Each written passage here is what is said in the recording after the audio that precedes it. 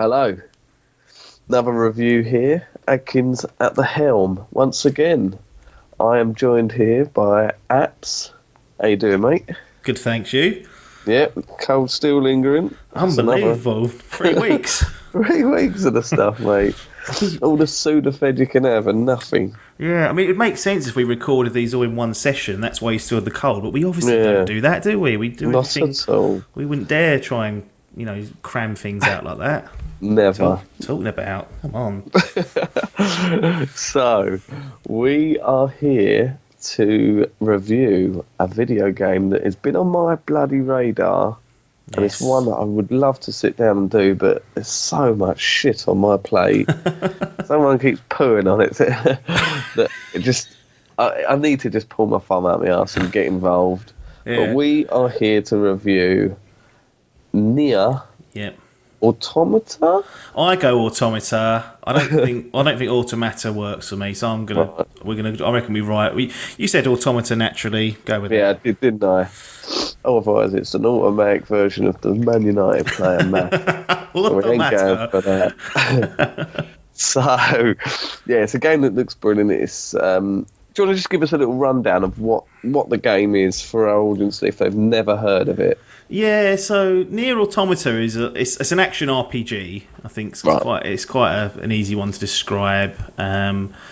Developed by Platinum Games, so the pedigree of Platinum, depending if you get their A, B, or C team, but this is, by all accounts, probably one of the better teams that have focused on this. Published by Square Enix, so they're sniffing around, and it's technically a sequel to the 2010 game NieR, although it doesn't really share any direct narrative moments. I think it's set even a few thousand years after NieR. And look, there are smaller Easter egg parts for people like that, but you do not have to have played through NieR to understand this game. It's got its own story to tell, so don't worry too much about old NieR, because although I've heard old NieR is really good in some parts, it's rough as houses in other areas. It's a bit of a chore to get through, so I wouldn't worry yourself with that. Just jump into Automata, and then you're golden. So you never had any? You don't have any history with the NieR franchise. You didn't play the first game. No, I didn't. I watched one of the, as I sometimes do. I watched a video game movie, as they call it, where it kind of shows you the cutscenes and key parts of the gameplay. Sat through that over the course of a few nights just to sort of make sure I didn't miss anything. But in hindsight, not really required on many levels. And what's your history with the absolute daddies that is Platinum Games? Yeah, so I've played Metal Gear Rising Revengeance, or whatever it's called. Best name ever. Always get that wrong. Played through that. And then the other one that I played through was Transformers Devastation. I've always loved the look of the Bayonetta games. Yeah. So they're probably next on the list. But other than that, I've only played those 2 games. So Platinum I've heard some very good things about. But not really jumped into much of their catalogue, if I'm honest. So this was a great opportunity to do so. Right, nice. And then, was this released that you started playing this and it's taken you a while, or was this just later on? How much are we talking here? How much? No, so I basically waited until the turn of this year, so 2018, and I looked back at games in 2017 that I didn't play that I said I would do, and one of them was NieR Automata. So I made the commitment to play through those games that I had missed, and I think I paid £22 UK for it at the time. It's really hard to find it. For a while, I was looking for it at the turn of the year, and it was out of stock. And I was thinking, crumbs, it might be one of those games that just drops out of print, and you can't. It's going to be really hard to get. But fortunately, they've had another round coming in. There's a little bit more stock floating around in the UK, so happy to jump on that and grab it. Well, it's part of that big flurry, wasn't it, of all them heavy-hitting Japanese games that came out and just fucking blew everything out of the water. Yeah, it definitely was that. And the other game, actually, was on that list of, making up for mistakes was Persona 5. So, right, yeah. And again, another one that was hard to find physical for a little while, for a good month. Difficult to find, but it all comes in cycles, and that's sitting there waiting to be started one day when I've got 6 years to play through that one. Nice. So, you've played this game from start to... You've seen the credits roll. Yes. Now, with this game, how many times have you seen the credits roll? Yeah, so I guess one thing I need to get out of the way early and address is this kind of notion that to get the full story of NieR Automata, you have to complete the game 4 times. Right. And that pretty much was the case with NieR, so I can see where that's come from. But with Automata, that's not the case. And I'm really shocked after reading some of the reviews after finishing the game. I can't believe how misleading some of them are, because they make out like you're playing through the game 4 times to see 4 different endings, and it's a piece of nonsense. Essentially, the way the game's structured is that it's got 2 campaigns. So the first campaign you play through completely fresh. You complete that, happy days. You then play through the same campaign again, but from a different perspective. Right. And that's where people might think, oh, well, what are they doing? But then I say, well, think of Resident Evil when you chose between Chris and Jill. It's like that, because you get new mechanics to toy with. Your level that you got from the first one stays, so you can upgrade your character more and be a little bit more powerful. And the story you get, although the main sort of parts of it are the same, you get it from a completely different perspective, offering a lot more insight. And then you have the second campaign, which follows on from the first, and it's split between 2 separate characters. So rather than playing through it with one of them, then going for it again, you're actually playing alongside it, doing one chapter with one of them, then another chapter. And there's small kind of branching storylines within that. So if you want to go back and find out some other piece, if you'd made different decisions, for example, there's a very helpful chapter select, which means you can go back to that exact moment, change your choice, and perhaps see a different outcome. So excellent. It's not what I think that it was made out to be, and because that put me off initially. Was thinking I ain't got time to play the same game 4 times. Yeah, I haven't. I don't think anyone has.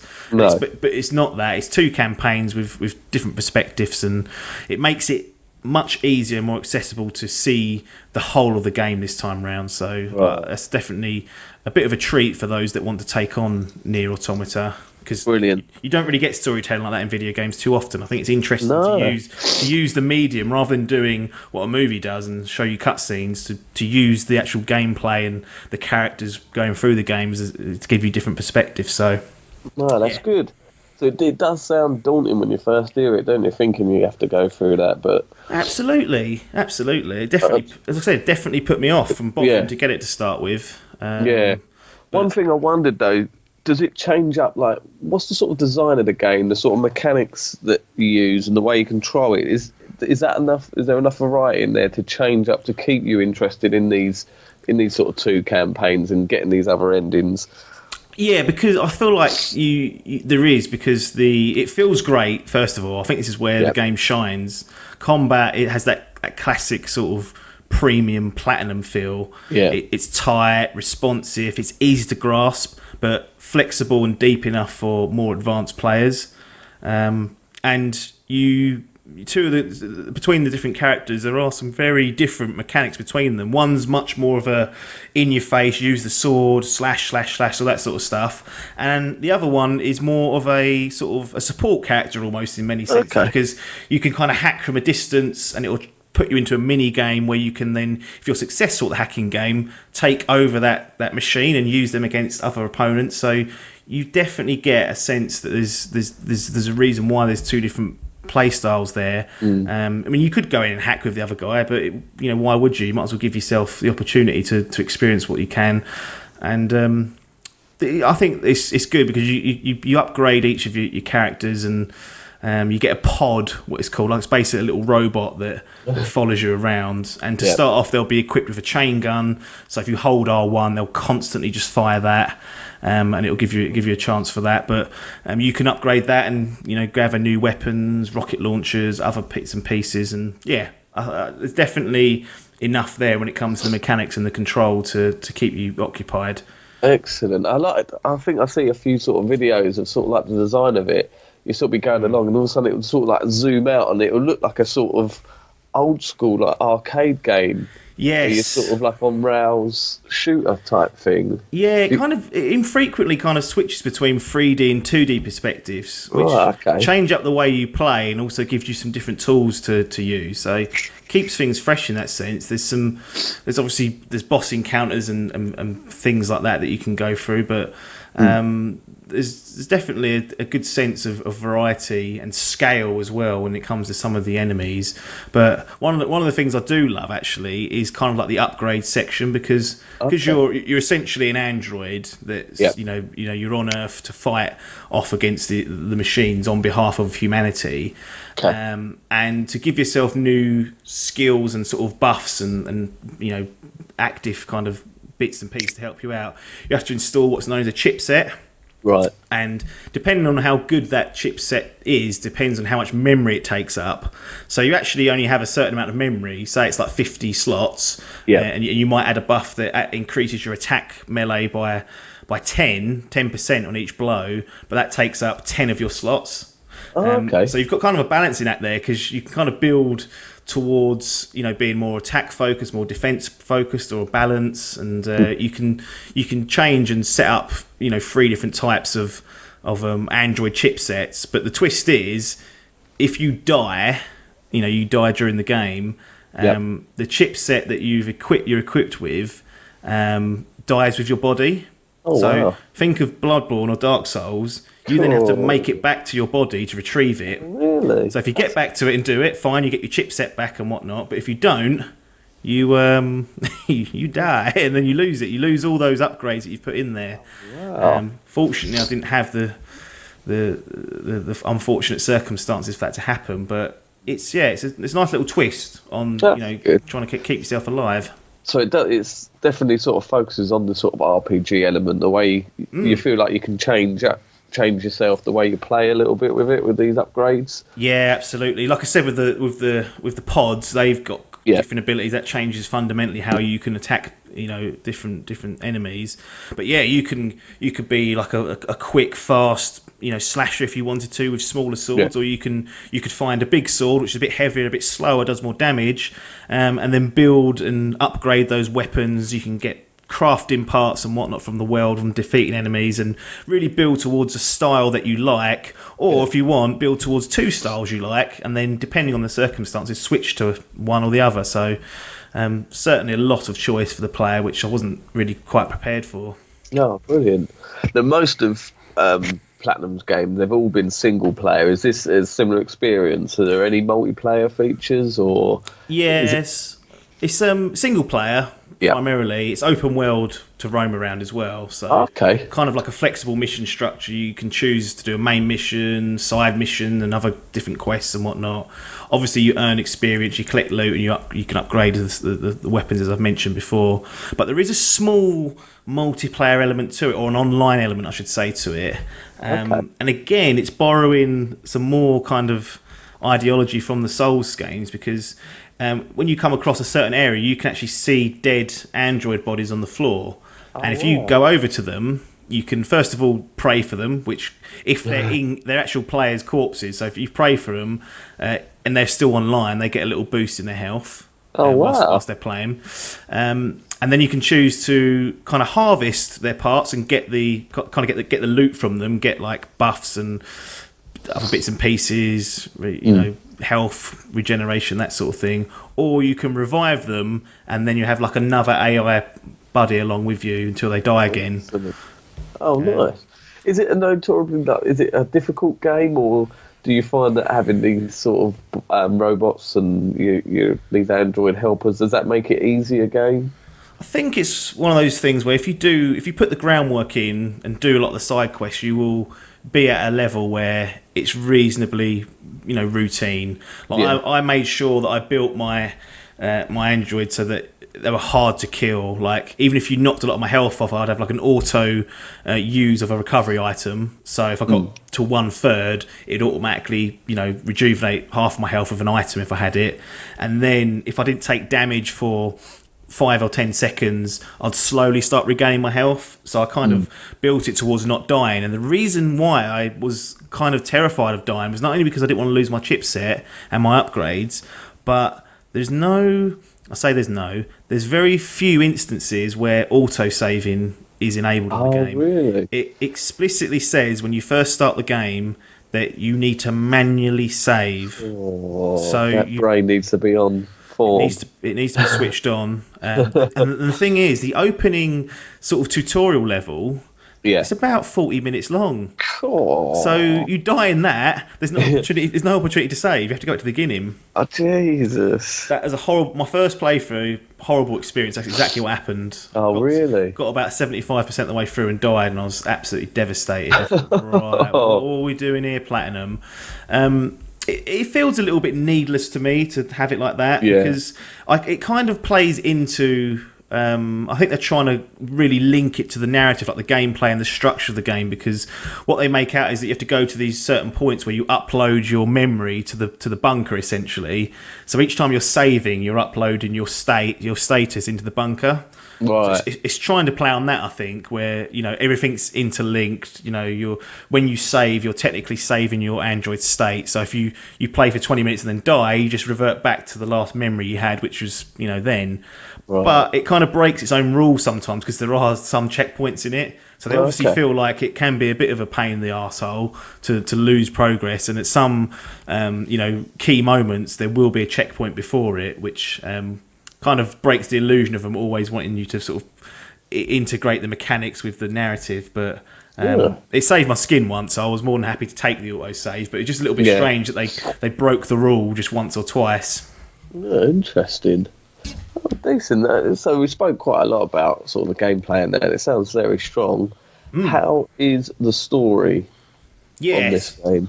I think this is it is good. I think you're in for a very good narrative. It's asking the right sort of questions and whatnot, and to set it up, like I said, Earth has been taken over by some machine life forms, and as androids, you're sent to Earth to try and take the fight back to the machines. So humans now live on the moon, and they send android fighters in to try and clear up so they can go back to Earth, and you take control of these androids. And the story is quite dark, touches on some very kind of interesting subject matters, and just be rest assured that NieR Automata kind of gives you a great story and has an interesting way of telling it using the different perspectives and the two separate campaigns. That's cool.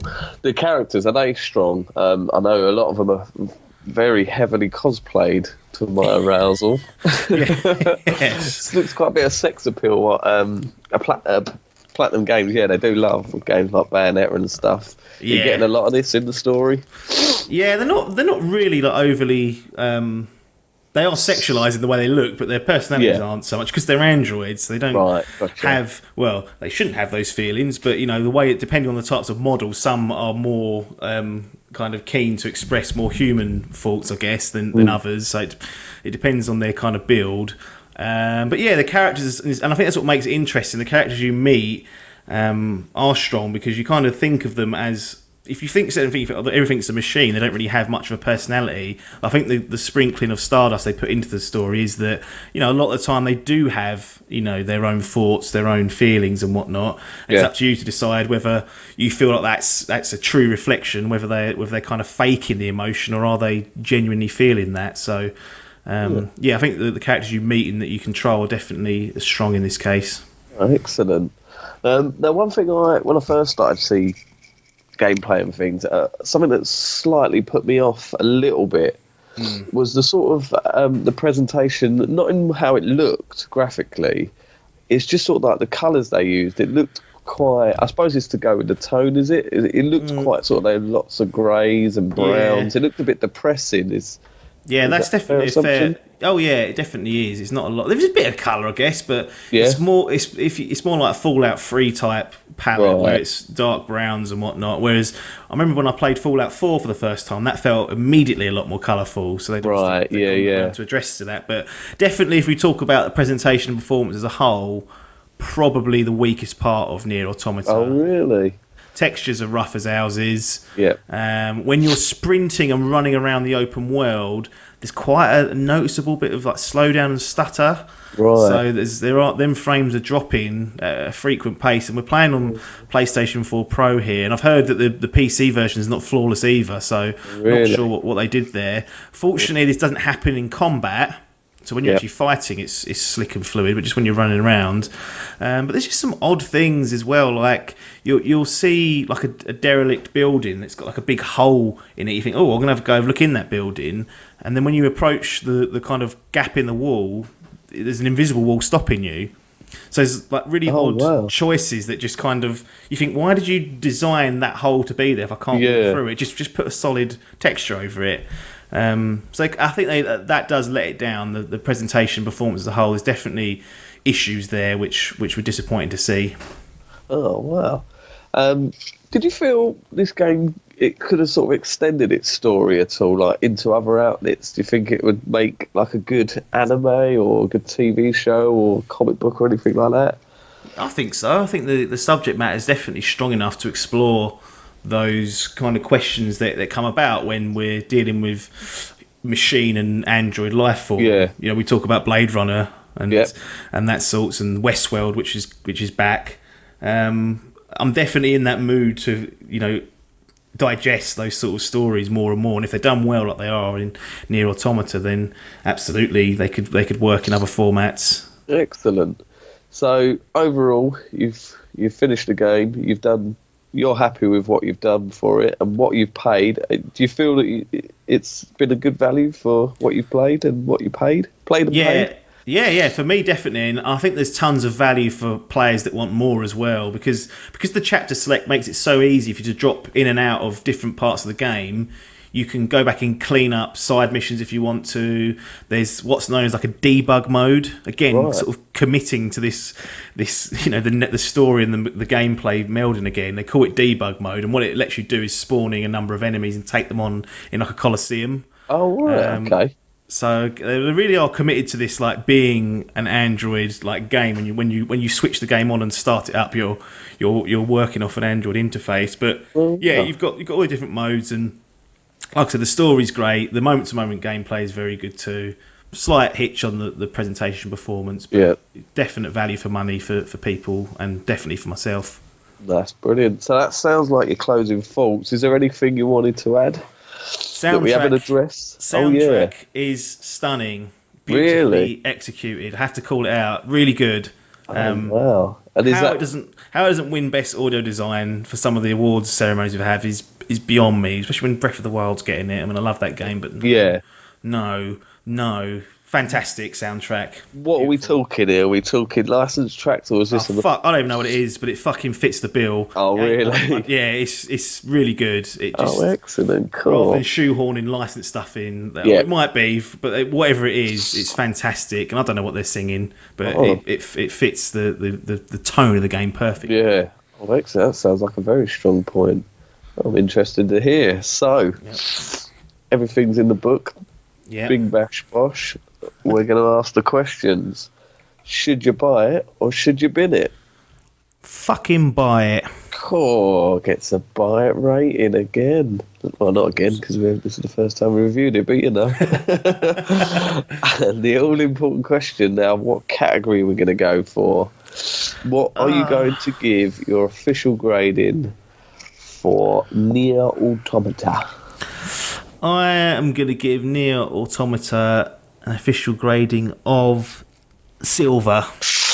Ooh, couldn't give it because the presentation part of the game is just not up to snuff. Really, it simply is not good enough. If it had been, would it have pushed that over to a gold? Oh yeah, I think so. The way of everything else is very, very good, but it was noticeable at times. And when you start noticing things, that's when I go, right, pack it in, get that sorted. But not to put anyone else off the game. I'm just trying to be a little bit more objective than subjective, and just say, look, that is an issue for it, and it does interfere with your exploration of the world. It just breaks the immersion when you can't walk through a fucking great big hole in a building. Yeah. What are you doing? But other than that, everything else is very good. Again, if you don't like hack and slash, you won't like this. But for those that have played Platinum's games, it's good. It's definitely one of the better games I've played for a while. So it's unique. one thing that's what I'll point towards. It is unique in the way it's structured and the story it covers. So yeah, that's what we need, us gamers. Something like that, unique. So we need to be getting them thumbs out of them arses. Yeah, and get purchasing if we can get copies. Yeah, but it sounds like they're back in stock. They're back in stock now, but yeah, there was a time when I thought, fuck, I'm going to play this game as I go digital, which I didn't want to do. Excellent. So there you go. NieR Automata gets itself a silver rating into the books forever. Excellent. Thanks for your time, Apps. No worries. If you want to get us, catch us on all the social medias /Dimp Digital. Twitch, subscribe, give us them P's. That beer money. Get that beer money. Your YouTubes, click the bell so you get all our notifications when we drop new content. And that's all that jazz. So, just wanted to say thanks for your time. And ta-da!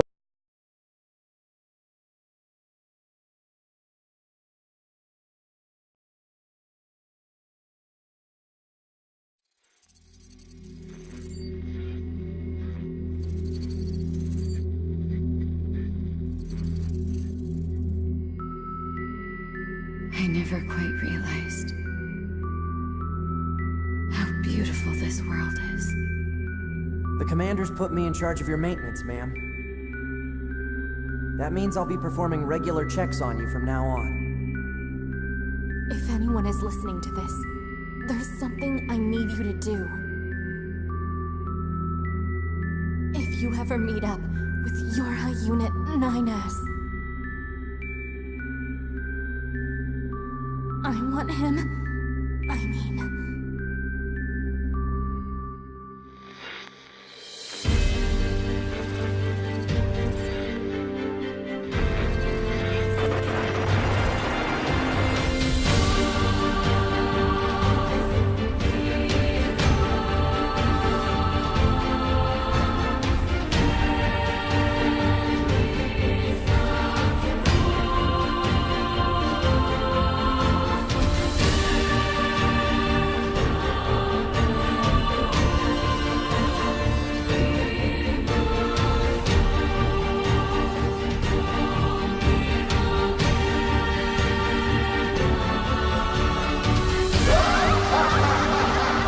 Perhaps we're not so different after all. Pod 153, I order you to halt all logical thought and speech. Fear not, A2! I can handle this! Androids were designed to protect their human masters. Even if it's pointless, you still have to do it! You two are the last remaining members of Yorha. That's not the operator. It's